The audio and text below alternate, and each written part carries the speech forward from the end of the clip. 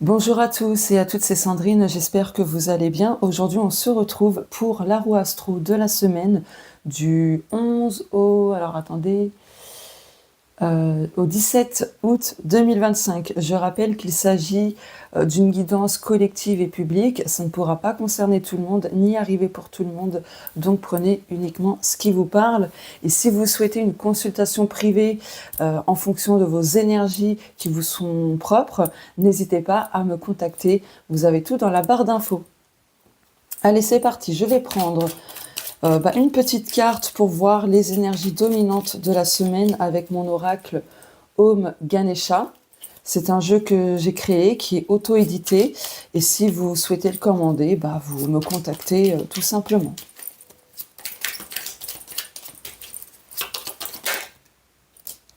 Ok. Là, on a la pause. Waouh. Donc là, cette semaine, il y a un temps de pause, un temps de réflexion, un temps où on se recentre. Vous voyez? Là, il y a vraiment besoin de lever le pied. Ok, je vais mettre... je vais la mettre ici. Dos de deck. Ah, voilà, lenteur. Alors, attendez. Hop, voilà. Oula, mon trépied. Donc là, vraiment, la lenteur avec la pause nous invite pleinement à... Bon, tant pis. Nous invite pleinement à ralentir le rythme, à prendre son temps, à s'accorder du temps pour soi-même. Ce sera hyper important. D'agir avec confiance. Profitons de ce temps de pause pour s'ancrer, se ressourcer justement. Ok. Alors je vais faire comme ça. Hop. Voilà. Ce sera la miniature. Allez. Donc là, j'ai réalisé une roue astro. Donc normalement, il y a 12 maisons, mais j'ai rajouté une 13e case pour le côté karmique. Donc là, on a aussi le nœud nord, le nœud sud. Donc là, il y a les 12 maisons avec leurs signes respectifs dans leur maison, tout simplement. Allez, je mélange. Attention aux oreilles.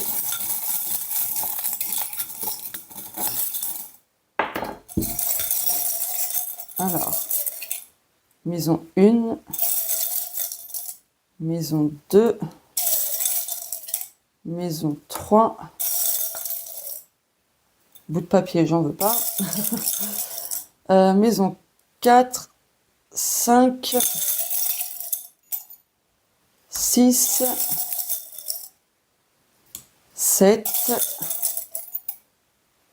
8, 9, 10, 11, oh, bout de papier, 12, et le côté karmique, je mélange bien. Ok. On va regarder les bouts de papier quand même, ça peut être un message supplémentaire. Évasion, ok. Alors attendez, je l'ai fait tomber. Ah là là. Alors désolée, je crois que j'ai mis un coup dans le micro, donc je m'en excuse. Allez. Oh, cadeau. Ok. Bon, je les laisse de côté au cas où. Allez, c'est parti. Hop là. Je vais prendre ma jolie cuillère. Je sais pas si vous voyez bien. Oh, c'est à l'envers. Witch's Brew. Bref. Bon, la maison 1, c'est le domaine personnel, l'état d'esprit, etc. Oh, mon trépied. Alors, attendez. J'ai pris mon autre trépied. Alors, attendez. Bon, je vais laisser comme ça. Voilà. Je vais faire attention. Donc, la maison... Pardon. Oh là là. Ah, punaise. Excusez-moi. J'ai quelque chose qui me gêne dans la gorge. Donc, la maison 1, notre état d'esprit, le travail sur soi, etc., qui est en bélier. Donc, suite à nos actions, là, il y a quelque chose qui s'apaise, qui se pacifie dans notre état d'esprit. Le travail que l'on a fait sur soi-même, ça va porter ses fruits. Donc là, il y a vraiment quelque chose qui se détend, qui s'apaise. Génial. Ok. Ouais, il y a une période, cette semaine, c'est une période où il y aura moins d'agitation mentale, etc. Donc c'est bien parce que justement, Mercure finit sa rétrogradation le 11 août. Donc à partir du 12, on va être tranquillou. Voilà. D'ailleurs, dites-moi en commentaire si pendant ces 3 semaines de Mercure en rétrogradation, si vous avez eu des bugs, des pannes, des choses qui ont lâché, des révélations. J'ai vu 5 minutes 55. Hé hé. S'il y a, voilà, s'il y a eu des révélations, tout ça, des non-dits qui ont été exprimés, etc. Ce fut mon cas. Voilà. Allez, la maison 2. La maison 2, c'est le domaine financier et matériel. Donc, la maison 2 appartient au taureau. Donc là, hop, vous avez le cœur et la serrure. Là, c'est très symbolique. Pourquoi? Parce qu'en fait, inconsciemment, vous aimez l'argent, le matériel. Mais vous verrouillez cela parce que pour vous, c'est mal vu. Donc il s'agit d'une croyance très limitante qui bloque votre abondance et je vous en passe. Voilà. Donc du coup, vous restez en fait ancré dans cette croyance-là que l'argent c'est pas top, ça fout le bazar, etc. Je suis pas matérialiste, je m'en fous des choses, etc. Et pourtant, quand vous allez au magasin, par exemple, vous voyez des choses qui vous plaisent. J'ai vu 7-7. Des choses qui vous plaisent, vous hésitez à acheter et au final, vous laissez tomber pour X raisons, mais vous trouvez, on va dire, une excuse pour ne pas acheter l'objet qui vous plaît, par exemple. Voilà. Donc, bien sûr, ça ne va pas concerner tout le monde. Je le rappelle que c'est collectif, mais il y a beaucoup de personnes qui ont verrouillé... Oh, casse-toi la mouche, excusez-moi, elle m'énerve. Elle me saoule, ces mouches. Entre les moustiques et les mouches, oh, mon Dieu. Bref, on a les mouches la journée et les moustiques le soir, quoi. Bref. Donc là, il est question de libérer vos croyances autour du matériel et des finances pour débloquer beaucoup de choses dans ce domaine.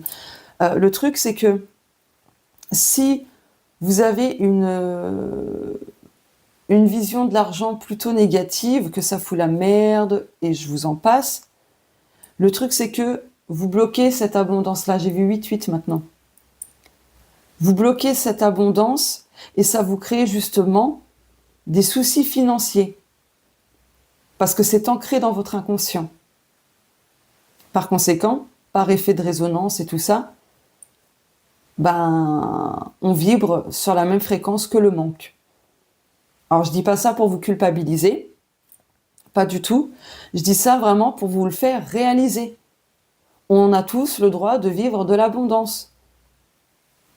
Ce n'est pas mauvais d'aimer l'argent quand on sait l'utiliser et que c'est à bon escient. C'est ça la différence. C'est de ce qu'on en fait qui change les choses. Voilà. L'argent, c'est une énergie. Ça doit circuler. Si on a du mal à se faire un tout petit plaisir et qu'on se prive beaucoup trop, malheureusement, comme on est trop dans la privation, qu'on ne s'autorise pas à s'acheter un petit objet, je ne sais pas, même à 3 €, qu'on se refuse ce petit plaisir, forcément, le reste suit. Voilà. Donc là, vous allez avoir besoin peut-être de revoir vos pensées, vos croyances à ce niveau-là. Ok. Allez, la maison 3. Gémeaux. Et nous avons Cupidon. Alors là, cette semaine, il peut y avoir des discussions, des rencontres. D'ailleurs, la maison 3 avec la maison 11, on a le love. Donc ça fait écho. Bref. En tout cas, Là, il y a une communication qui peut déclencher chez oh, mon Dieu, je m'exaspère toute seule. 10-10, j'ai vu. MDR, même le 10-10, il m'a confirmé, quoi. Enfin, bref. Ah là là. Donc, il y aura des discussions qui pourront peut-être provoquer, alors ça va pas concerner tout le monde, hein, vraiment, mais un coup de foudre. Réaliser que telle ou telle personne, waouh, c'est celle qui nous correspond. Pardon. Oh, ça va parler à beaucoup, je pense, quand même. Enfin, beaucoup. Je me comprends, mais bon, pas tout le monde, mais quand même, il y en aura quand même pas mal là dans les commentaires. Bref, qu'est-ce que je disais? Ça m'a coupé. Bref, voilà. Vous allez réaliser quelque chose, qu'il y a une personne qui vous correspond le plus à la suite de communication, etc. Et là, je pense que ça va éveiller chez certaines personnes ce coup de foudre, tant attendu peut-être pour certaines personnes. Mais voilà. Il y a de l'amour. Il y a de l'amour dans l'air, hein. Très clairement. De l'amour dans l'air. En plus, le Gémeaux, c'est un signe d'air. Ok. Allez, la maison 4. Hop. En Cancer. La maison 4, c'est... est-ce que je vous l'ai dit, la maison 3, c'est le domaine de la communication? Non, je sais plus. La maison 3, c'est le domaine de la communication, ce qui nous entoure, etc. hein, c'est le relationnel aussi. Voilà, je l'ai dit. La maison 4, c'est le monde intérieur, les liens transgénérationnels, la famille, le cercle privé, etc. Et vous avez le soleil. Donc là, il y a des éclaircissements. Excusez-moi. C'est très embêtant. Je suis désolée. Il y a des éclaircissements, des choses qui s'améliorent. Il y a de la positivité qui revient aussi. Ok. Il y a une illumination. Votre monde intérieur s'éclaircit, s'illumine et retrouve de la bonne chaleur.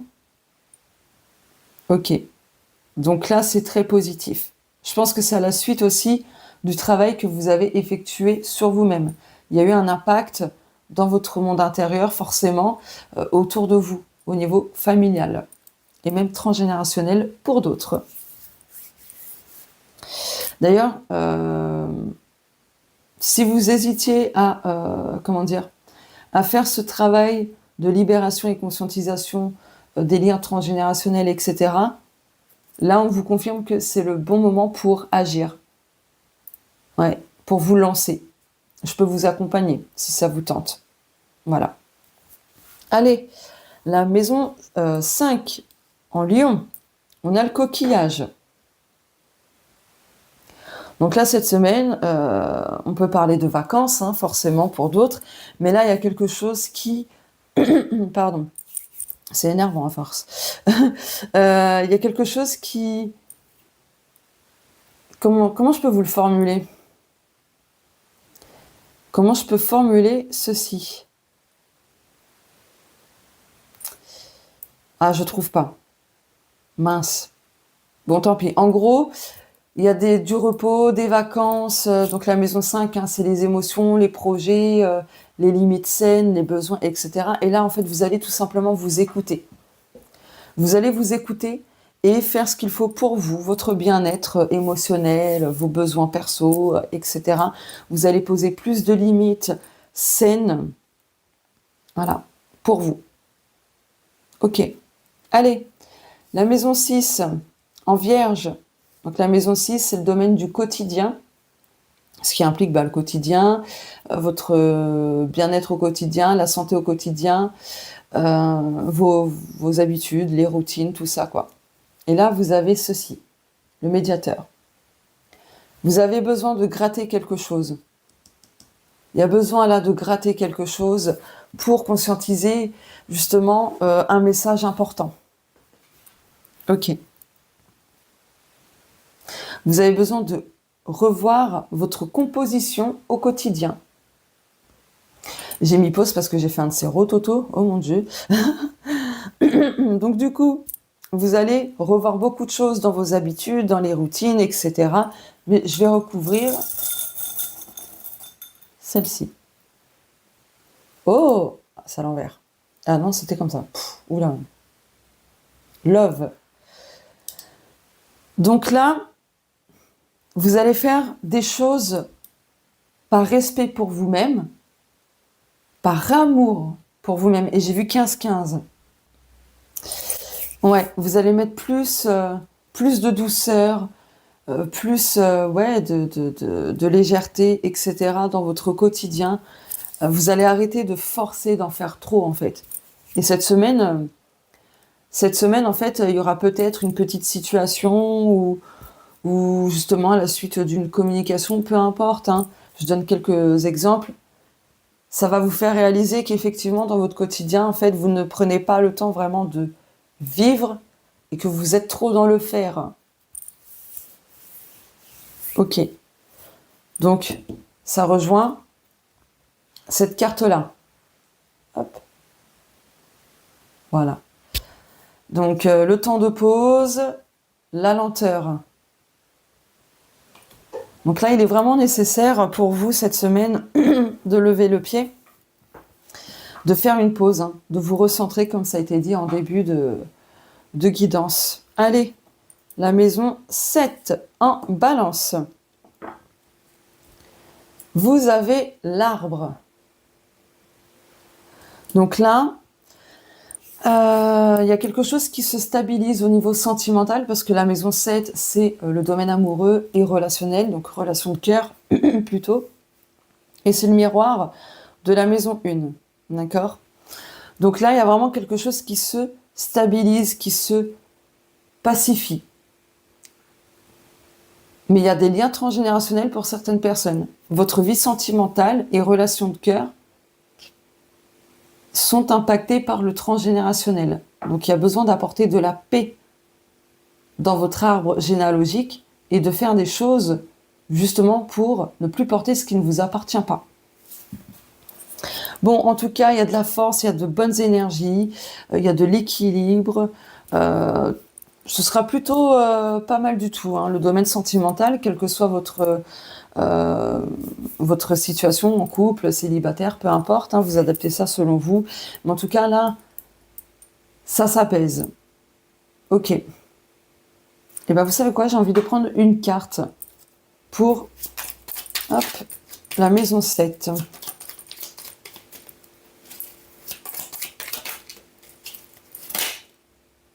Et ben voilà. Chemin éclairé. Ouais, il y a quelque chose qui s'éclaire, hein, dans votre vie sentimentale et les relations de cœur. Vous trouverez de toute façon chaussures à votre pied. Oh, tout est ok. Tout est ok. Là, les feux vont passer au vert cette semaine pour le domaine amoureux, etc. Ok, bah, j'ai envie de la garder. Hop, je vais la mettre ici. Voilà.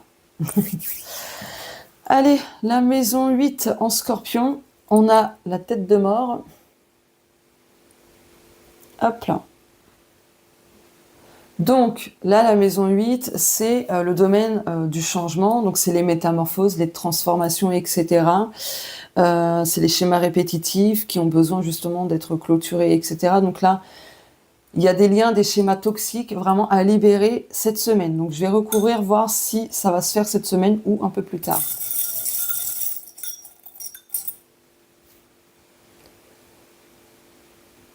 Ou vous voyez les schémas qui se répètent, c'est au niveau sentimental, relations toxiques. Là, vous allez cheminer justement vers la compréhension du pourquoi, du comment. À chaque fois, vous répétez les mêmes schémas. J'ai vu 19-19, les mêmes schémas au niveau sentimental. Truc de fou.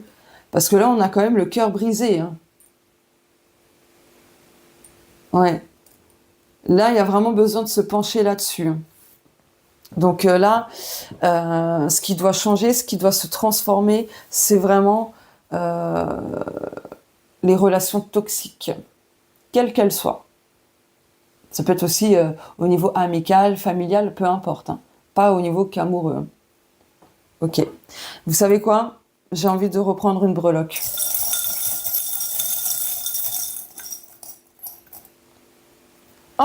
regardez! Allez, la mise au point. On a la guérison. On a la guérison. Donc, vous voyez, vous allez réussir à guérir d'une relation toxique qui vous a brisé. Vous allez pouvoir guérir, libérer, clôturer ces schémas répétitifs toxiques au niveau amoureux, au niveau relation de cœur, etc.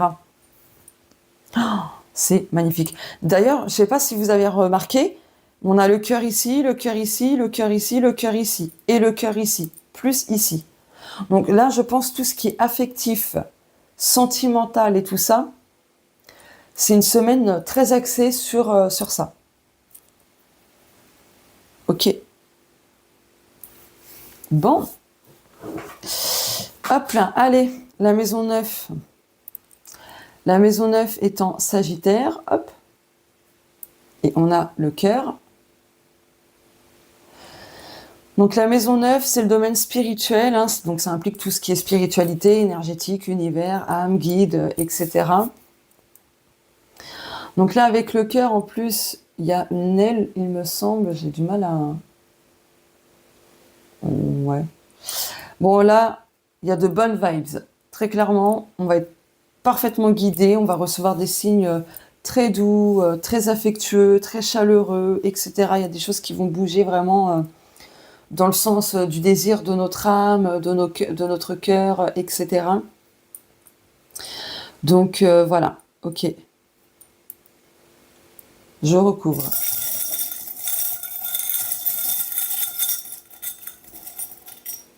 Par ici. On a la protection. On a la protection. Donc, une semaine protégée, nos projets de cœur qui nous tiennent à cœur, tout ça, bref, on est protégé, tout simplement. Voilà. Ok. Ça avance doucement, mais ça avance dans le bon sens. Ok. Waouh. Truc de fou. Est-ce que je prendrais pas une petite carte? Bon, allez, si. Maison 9. Bon, bah, celle-ci. Hop. Ah, une évolution. Évolution spirituelle. Il y a une belle évolution. Ce qu'on a semé, ça va germer. Ça commence à germer cette semaine. Dos de deck. Oh, le divin. C'est trop beau. Le divin. Trop, trop beau. Donc, il y a des signes de l'univers, des guides, de tout. Là, on a de très beaux signes. Ok. On va en tirer des leçons. Donc, il y a une belle évolution spirituelle qui évolue dans le sens de nos désirs, tout ça. Ok. En tout cas, il y a un déblocage pour moi quand même. Ça se répète, mais il y a un déblocage. Allez. La maison 10. Hop, en Capricorne. Et on a, encore une fois, la tête de mort. Donc là, pour moi, je ressens plus la fin. Je ressens plus la fin de quelque chose de plutôt négatif dans le domaine professionnel. Parce que la maison 10, c'est le pro, c'est les ambitions, la destinée, la mission de vie, la mission de l'âme, etc. Donc là, pour moi, il y a quelque chose qui se termine. Ah, ok. La danseuse. Il y a un équilibre qui sera retrouvé, plus de légèreté, plus de joie, etc. On a un bout de papier, je le prends. Grenouille. Et ouais, il y a de la métamorphose, du changement. Un changement très profond au niveau professionnel. Il y a peut-être la danse de la joie. Hein. Pour moi, vous allez recevoir une bonne nouvelle et vous allez faire la danse de la joie. Voilà. Donc, vous allez mettre fin à une situation, hein, à quelque chose qui bloquait en tout cas.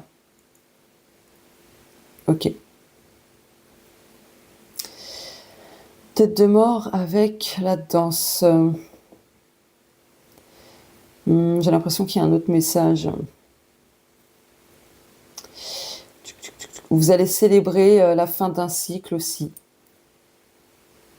Ok. Pour d'autres, vous allez vous réjouir de quitter justement une entreprise ou quelque chose comme ça. Bon, allez. La maison 11 en Verseau. On a le couple.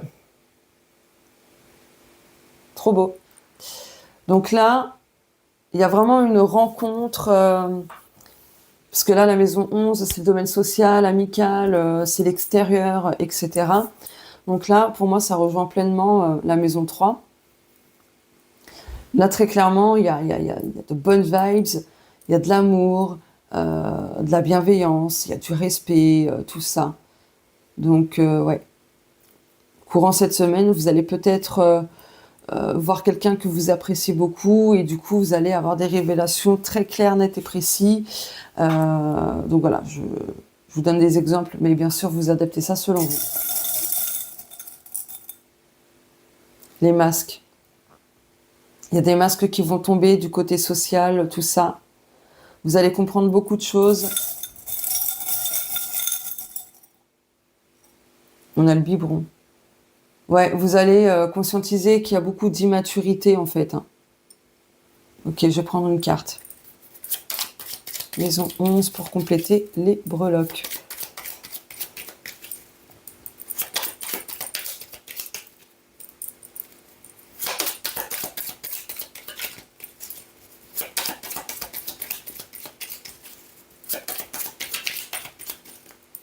Mon estomac qui va gargouiller, comme d'hab, hein, vous avez l'habitude.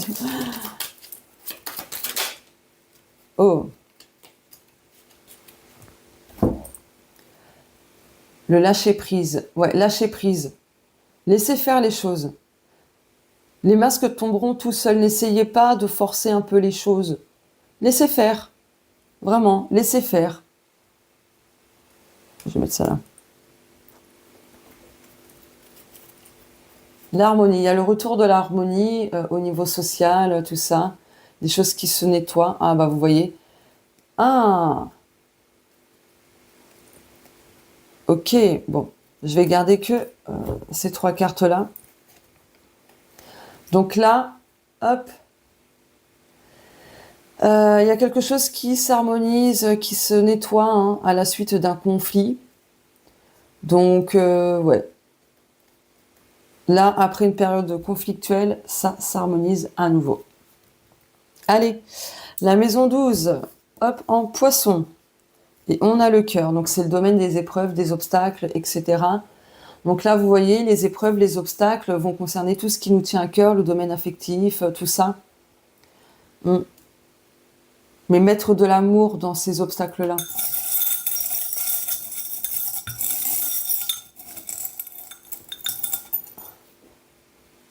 On a l'arbre. C'est un truc de fou, hein. Donc là, vous voyez les épreuves, les obstacles, dans des choses qui vous tiennent à cœur, dans le domaine sentimental, c'est vraiment en lien avec le transgénérationnel, pour pas mal d'entre vous. Donc là, il est vraiment temps de se pencher là-dessus. Bien sûr, il y a aussi votre propre karma personnel, parce que la maison 12 aussi, c'est le karma personnel. Donc il y a les deux. Il y a le karma personnel et le karma familial. Donc là, il faut le travailler. Cette semaine, il faut commencer un petit peu à se questionner. Ok. Oula, mon estomac. Voilà. Donc là c'est... Alors normalement, il n'y a pas de 13e maison dans un thème astral et tout. Mais j'ai rajouté cette 13e case pour Saturne, le karma, en fait, les leçons, etc. Et là, on a le LOL. Ah. Donc là, le LOL... Alors, attendez. Excusez-moi, encore un rototo. Donc là, les leçons de vie, c'est d'apprendre à rire, à être dans la joie, peu importe ce qui se passe.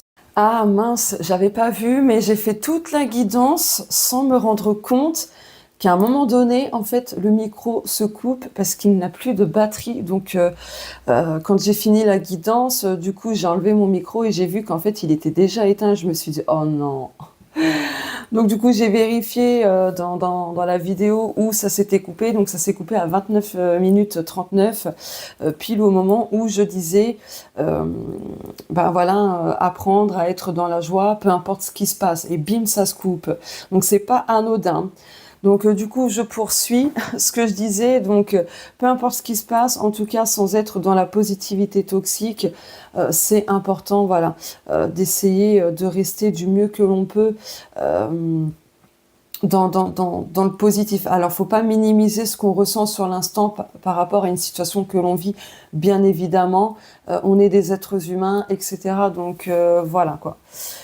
Bon, en tout cas, cette coupure n'est quand même pas anodine, hein, parce que franchement là, bon, c'est de ma faute aussi parce que j'ai pas vérifié et j'ai pas mis à charger mon micro-cravate, donc voilà, voilà. Donc du coup, vous voyez, il y a d'autres breloques, il y a une carte, c'est normal, hein, parce que j'ai fait toute la guidance, vous voyez même des runes et tout, donc du coup, je vais abréger.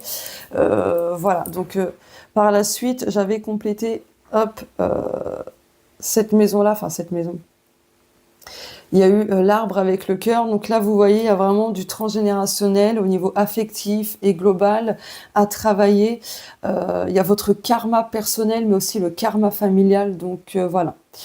Allez, je poursuis hein, du coup. Donc ici, on a les runes. Alors attendez, hop. Donc ça, c'est quoi? La rune noire, et ça, c'est les lances croisées. Donc ça parle d'énergie conflictuelle, de voilà, de deuil, de séparation, de chagrin, de choses peut-être bouleversantes, des disputes, etc., de la négativité. Et j'avais complété avec les cartes, et on a eu la libération. Donc ça signifie qu'on va se couper de tout ça, justement. Donc voilà. Je sais plus ce que je disais, mais oui, il y a le nœud nord aussi. Ouais, parce que j'avais oublié de mettre des breloques dans le nœud nord et le nœud sud. Donc là, le nœud nord, c'est l'énergie à intégrer, à exploiter, etc. C'est la mission de l'âme, tout ça, tout ça. Donc là, on avait eu le trèfle. Donc ça signifie que là, on a besoin de se diriger vers notre chance, des opportunités, de l'épanouissement, etc. En tout cas, il est important de provoquer sa propre chance et de ne pas attendre que les choses nous tombent du ciel. C'est important. Ici, avec le nœud nord, c'est le passif de l'âme, c'est tout ce qui est karmique, etc. C'est les bagages avec lesquels on est, voilà, et dont on doit se libérer. Donc on avait eu en premier le papillon, donc ça parle de transformation, de métamorphose, etc. C'est vraiment le monde de l'âme. Et ensuite j'avais complété, on avait eu la chaîne. Voilà. Donc là, il faut quitter de vieilles habitudes qui nous maintiennent dans une routine qui n'est plus bonne pour nous, hein, qui ne nous convient plus, qui ne convient plus au cheminement de notre âme, etc. Voilà.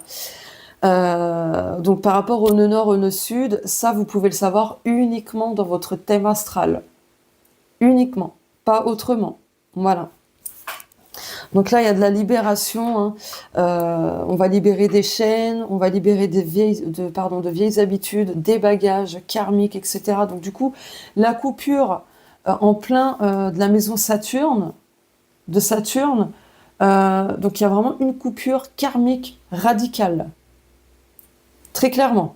Donc ça va être le titre de cette vidéo pour la roue astro de la semaine. Donc voilà pour la roue astro. N'hésitez pas à me dire si ça vous parle ou non, à liker, commenter, partager. Et comment ça s'appelle, les points boost, n'hésitez pas à utiliser les points boost justement pour booster la chaîne, ma visibilité, etc. Parce que je le mérite. Voilà, bah ouais, je me jette des fleurs. Qu'est-ce qu'il y a? Donc voilà, et si vous me découvrez à travers ce tirage, n'hésitez pas à vous abonner à la chaîne pour me découvrir, soutenir la chaîne. Voilà, il y a plein de choses, hein, donc vraiment n'hésitez pas. Donc activez la cloche et cliquez sur toutes pour recevoir les notifications et ne rien manquer. Et si ça tente certaines personnes, n'hésitez pas à rejoindre l'espace membre. Il y a des vidéos exclusives, non publiques, sans pub. Donc il y a des tirages intemporels sur divers sujets. Il y a des podcasts sur la déesse Aphrodite, sur Ganesh, comment créer son oracle, etc. Il y a des petits articles, des petits tirages en photo avec de l'écrit. Enfin bref, vous allez voir, il y a quand même pas mal de choses. Donc voilà, bah écoutez, je vous souhaite à tous et à toutes une belle semaine. Prenez soin de vous et on se dit à très bientôt. Au revoir.